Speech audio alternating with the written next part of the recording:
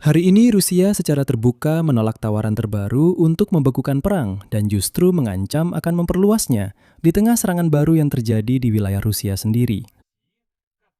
Yang menurut Presiden Amerika Serikat Donald Trump hanyalah pendahuluan menuju negosiasi damai yang sebenarnya. Hari ini, 10 Agustus, drone Ukraina menyerang Nizhnekamsk di Tatarstan. Pada pagi hari, 13 orang tewas dan 39 lainnya terluka, yang sudah disebut sebagai serangan paling mematikan terhadap Rusia dalam 2 tahun terakhir. Dan ini terjadi di tengah dua berita yang saling bertolak belakang. Media The Atlantic mengutip sumber menulis bahwa Donald Trump menganggap serangan Ukraina terhadap Rusia sebagai pendahuluan untuk negosiasi. Sama seperti dia memandang pemboman dalam kasus Iran. Katanya, Rusia perlu sedikit lagi dibombardir, dan Vladimir Putin pasti akan setuju untuk bernegosiasi. Pada saat yang sama, Wakil Kepala Kementerian Luar Negeri Rusia, Mikhail Galuzin, menyatakan bahwa tidak akan ada pembekuan aksi militer. Dan Rusia siap berperang lebih lama dan melelahkan, sampai mencapai tujuan yang menurut saya, bahkan Vladimir Putin sendiri sudah tidak memahaminya lagi. Dalam episode ini, kita akan membahas kedua sisi dan mencoba memahami apakah ini hanya gertakan dari Moskow atau kenyataan. Kesiapan nyata untuk berperang sangat-sangat lama. Nama saya Alexei Peci, hari ini tanggal 10 Agustus. Mari kita bahas berita terbaru bersama-sama. Tapi sebelum kita mulai, saya minta Anda untuk berlangganan saluran YouTube ini, berikan like pada episode ini, dan tulis komentar apa saja di bawah video ini.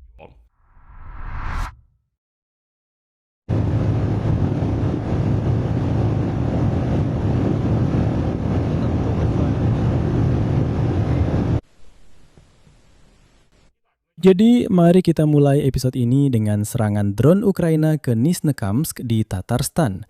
Karena itulah latar belakang di mana semua pernyataan lain hari ini disampaikan. Nizhnekamsk terletak lebih dari 1.000 km di sebelah timur Moskow. Di sana terdapat kompleks kilang minyak besar yang sangat maju secara teknologi, yang terdiri dari Taneco, Taif-NK, dan fasilitas Sibur. Video yang beredar di media sosial memperlihatkan kebakaran besar dan kepulan asap di area yang bisa saya katakan mirip dengan menara khas kilang minyak. Saya rasa tingkat kerusakannya akan kita ketahui beberapa saat lagi ketika sudah ada citra satelit yang jelas. Ini bukan serangan pertama terhadap kompleks ini. Pada 8 Juli dan 12 Juni, kompleks ini juga menjadi sasaran serangan drone Ukraina. Secara keseluruhan, Ukraina hampir setiap hari dalam beberapa bulan terakhir menyerang fasilitas minyak Rusia dengan drone jarak jauh. Dan kampanye ini telah menyebabkan kekurangan bahan bakar di seluruh Rusia, menyerang industri pengolahan minyak, dan setidaknya sedikit membuat masyarakat Rusia khawatir. Presiden Ukraina, Volodymyr Zelensky, menyebut ini sebagai kampanye yang bertujuan memaksa Vladimir Putin untuk duduk di meja perundingan dan menghentikan invasi besar-besaran lebih dari 4 tahun oleh orang-orang Rusia yang beringas ke Ukraina. Dan dalam konteks yang sama, hari ini diterbitkan sebuah artikel oleh The Atlantic yang mengungkapkan detail baru yang sebelumnya belum pernah diungkapkan. Menurut sumber dari The Atlantic, Amerika Serikat memberikan informasi intelijen kepada Ukraina, termasuk data untuk serangan terhadap posisi pasukan Rusia di Ukraina dan terhadap infrastruktur energi di wilayah Rusia sendiri. Dan atas jasa dalam kebijakan seperti itu, sumber-sumber menyebutkan Direktur CIA John Ratcliffe yang menurut laporan, kutipan dari The Atlantic, membuat Donald Trump terkesan saat bermain golf. Dengan data mengejutkan tentang kerugian Rusia di medan perang, menyebutkan angka lebih dari 40.000 orang per bulan. Dan selanjutnya ada lagi kutipan dari salah satu perwakilan intelijen barat yang menjelaskan logika John Ratcliffe. Trump tidak suka orang yang kalah. Dan inilah yang dicatat oleh The Atlantic, bahwa Ukraina saat ini dipandang di Amerika Serikat sebagai pihak yang sedang menang. Dan dalam konteks ini, kecenderungan Trump untuk menolak dukungan terhadap Ukraina terlihat semakin berkurang. Frasa kunci dari artikel The Atlantic terdengar seperti ini. Zelensky menyebut serangan malamnya terhadap kilang minyak Rusia sebagai sanksi jarak jauh. Mungkin Trump bahkan menganggap pemboman ini sebagai pendahuluan untuk negosiasi, sama seperti yang dia anggap dalam kasus Iran. Artinya ini adalah skema yang sama yang telah kita bahas terkait dengan Selat Hormuz. Pertama-tama tekanan militer, lalu kesepakatan di bawah tekanan itu. Yah, setidaknya Trump percaya pada pendekatan seperti itu. Ngomong-ngomong, dalam materi besar ini juga dijelaskan mengapa masalah pemberian lisensi untuk produksi rudal Patriot di Ukraina masih tertunda. Salah satu anggota Partai Republik mengatakan kepada media bahwa perusahaan Raytheon dan Lockheed Martin, kutipan, takut bahwa orang Ukraina akan menemukan cara untuk menyempurnakan Patriot. Dan kemudian mulai memproduksi sistem-sistem tersebut dalam skala industri dengan lebih cepat dan jauh lebih murah daripada yang bisa dilakukan oleh jalur produksi yang ada di Amerika Serikat. Artinya, yang menghambat di sini bukan hanya geopolitik, tetapi juga rasa takut semata terhadap persaingan dari kontraktor pertahanan mereka sendiri. Dan Ukraina sudah menunjukkan bahwa mereka benar-benar bisa menemukan solusi yang cukup murah. Ini adalah solusi yang murah. Nah, bahkan di Rusia sendiri, meskipun di bawah serangan, mereka terus mempersiapkan kawanan Rusia untuk perang yang berkepanjangan. Wakil Kepala Kementerian Luar Negeri Federasi Rusia, Mikhail Galuzin menyatakan, kutipannya, Rusia tidak akan setuju untuk membekukan aksi militer di Ukraina tanpa menghilangkan akar penyebab perang.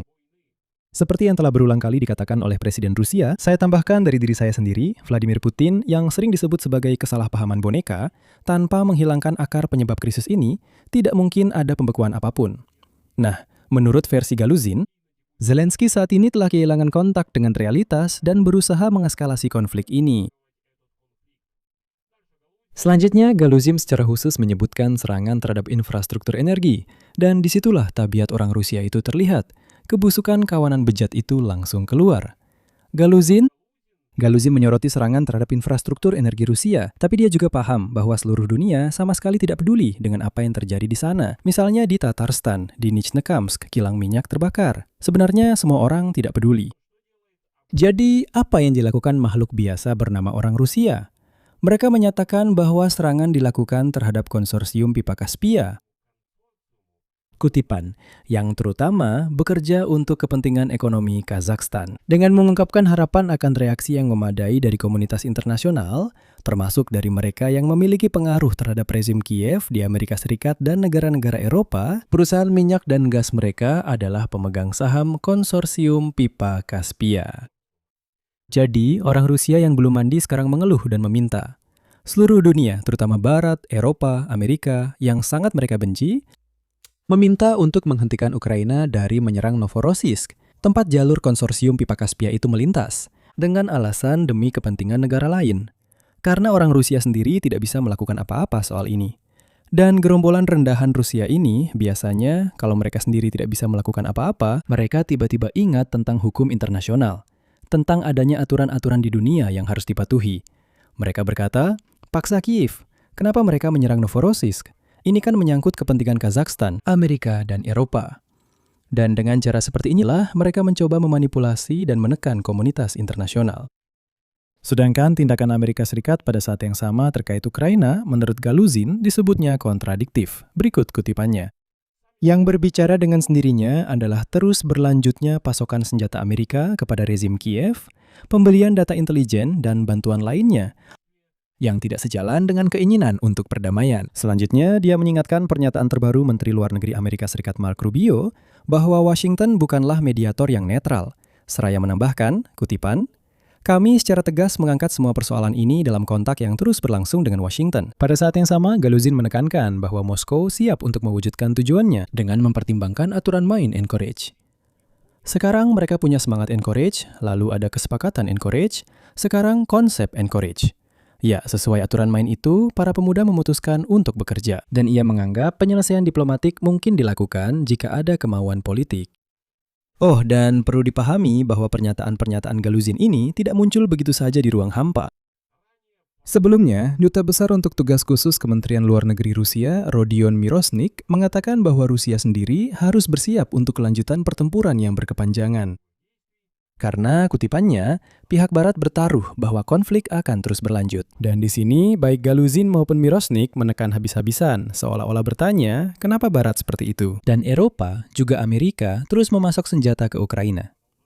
Kenapa mereka terus membantu Ukraina? Dalam logika mereka, membantu korban untuk membela diri itu dianggap mereka memilih untuk meningkatkan eskalasi. Jadi, tentu saja Moskwa awalnya berharap bisa merebut Kiev dengan cepat. Ketika gagal merebutnya, mereka memutuskan untuk mencoba menekan Barat dengan tujuan agar Barat secepat mungkin menghentikan bantuan ke Ukraina. Orang Rusia dengan santai merebut wilayah sebanyak yang mereka mau dan mengumumkan kemenangan. Tidak berhasil, Barat tetap memberikan bantuan. Jadi, sekali lagi, logika orang Rusia adalah jika korban dibantu dalam perang ini tidak membiarkan agresor merebut Ukraina, maka itu berarti semua orang yang membantu korban telah memilih eskalasi. Nah, lihat, jangan sampai salah paham.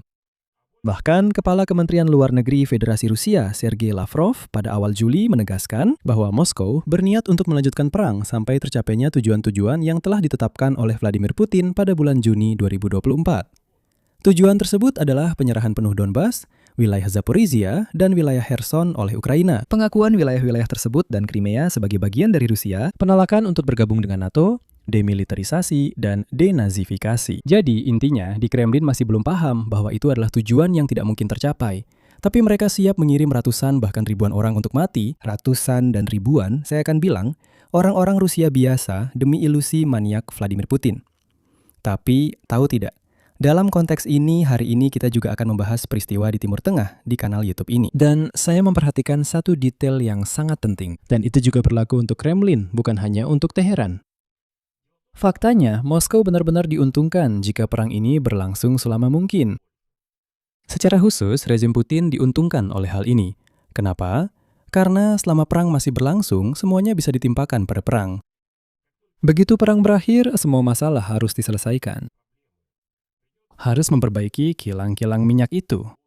Dan dalam situasi tanpa perang, akan lebih sulit menjelaskan kepada rakyat Rusia yang tidak terurus mengapa ada inflasi di negara ini, mengapa terjadi kolaps, mengapa ekonomi runtuh, mengapa Tiongkok mengambil alih ekonomi Rusia, mengapa pasar barat sepenuhnya meninggalkan Rusia, mengapa rubel dipertahankan secara artifisial, dan sebagainya.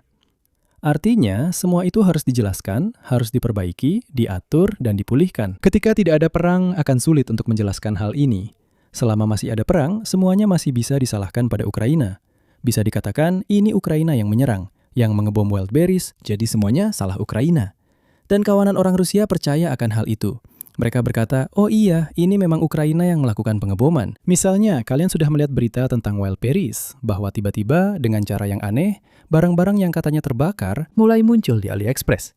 Dan di sana, para pengusaha Rusia sudah memegangi kepala mereka, berkata, apa yang sebenarnya terjadi ini? Bukankah kita sudah diberitahu bahwa semuanya terbakar? Ternyata, barang-barang yang tidak terbakar, Wildberries ternyata hanya mengambil dan menjualnya kembali di AliExpress. Ternyata, orang Rusia benar-benar dibohongi dari segala arah. Setelah perang berakhir, hal seperti ini tidak akan bisa dilakukan lagi, karena tidak akan ada alasan yang bisa dijadikan pembenaran. Dan itulah sebabnya kubu Putin siap untuk terus berperang. Nah, teman-teman, setiap hari gudang Wildberries terbakar. Tapi apa yang aku lihat hari ini? Tuh. Kapan terakhir kali kalian buka AliExpress? Kalian harus cek, teman-teman. Ayo, aku tunjukkan. Kita buka AliExpress. Di kolom pencarian, kita ketik merek kita sendiri. Merekku Lavita. Tambahkan gaun. Apa yang kita lihat? Semua atasan kami. Tapi memang tidak semuanya. Hampir semuanya sudah terbakar. Harganya terlalu tinggi. Ratingnya direndahkan. Jumlahnya dimanipulasi. Yang paling penting, bahkan semua ukuran juga dimanipulasi. Jadi, semua jumlah dan semuanya sudah diatur sepenuhnya. Apa yang sedang terjadi? Teman-teman, ini ada apa sih? Kostum-kostumku yang terbakar di Elektrostal dijual di AliExpress. Dengan fotoku, dengan ulasanku. Jadi maksudnya apa? Mereka sama sekali tidak terbakar. Berarti kostum-kostum itu dibawa pergi. Sekarang ada yang jual di sana. Apa ini? Apa maksudnya? Aku benar-benar bingung sendiri. Iya. Tapi di sini pertanyaan utamanya. Semua pernyataan dari Kremlin itu cuma gertakan atau memang benar-benar siap untuk perang bertahun-tahun lagi? Di sini kita harus melihat bukan pada retorikanya, tapi pada apa yang sebenarnya dilakukan Rusia di dalam negerinya untuk mempertahankan kesiapan itu. Dan gambaran yang muncul di sini tidaklah jelas. Di satu sisi, Kremlin memang punya mekanisme untuk memasok personel untuk perang ini tanpa secara resmi mengumumkan mobilisasi. Hingga Agustus 2026, 56 wilayah Rusia telah memberikan imbalan uang bagi yang disebut sebagai pemburu calon tentara kontrak. Setahun yang lalu, wilayah seperti itu hanya ada 31. Artinya, wilayah-wilayah itu membayar uang kepada mereka yang memburu Ivan Rusia untuk pergi mati di Ukraina.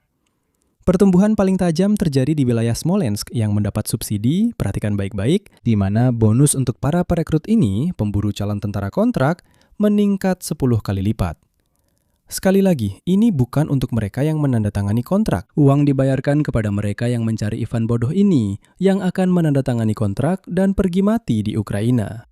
Di sisi lain, logika dari skema ini sendiri adalah pengakuan yang gamblang atas masalah tersebut, bukan menunjukkan kekuatan. Jika aliran sukarelawan stabil, para gubernur tidak perlu hampir melipat gandakan 10 kali lipat bonus untuk perekrut dan mengorek uang dari daerah. Бизнеса в обход федерального бюджета на Namun, Kremlin telah memberi isyarat bahwa jika perekrutan tidak berhasil, maka akan ada mobilisasi. Dan itu berarti bahwa sistem perekrutan tentara kontrak saat ini berada di ambang batas. Dan alternatifnya adalah langkah mobilisasi yang jauh lebih tidak populer dan berisiko bagi pemerintah. Ternyata, pernyataan Galuzin tentang penolakan terhadap pembekuan perang kemungkinan besar bukanlah gertakan dalam arti ancaman kosong, melainkan posisi politik yang nyata. Waktu. Didukung oleh fakta bahwa Kremlin sejauh ini masih menemukan cara untuk menjaga mesin perang tetap berjalan tanpa mobilisasi resmi. Namun, ketahanan posisi ini bergantung pada sistem yang justru menunjukkan ketegangan yang semakin meningkat. Nah, kenaikan bonus 10 kali lipat dalam setahun jelas merupakan tanda ketidakstabilan. Itu adalah tanda bahwa insentif lama untuk Ivanov Rusia sudah tidak lagi efektif.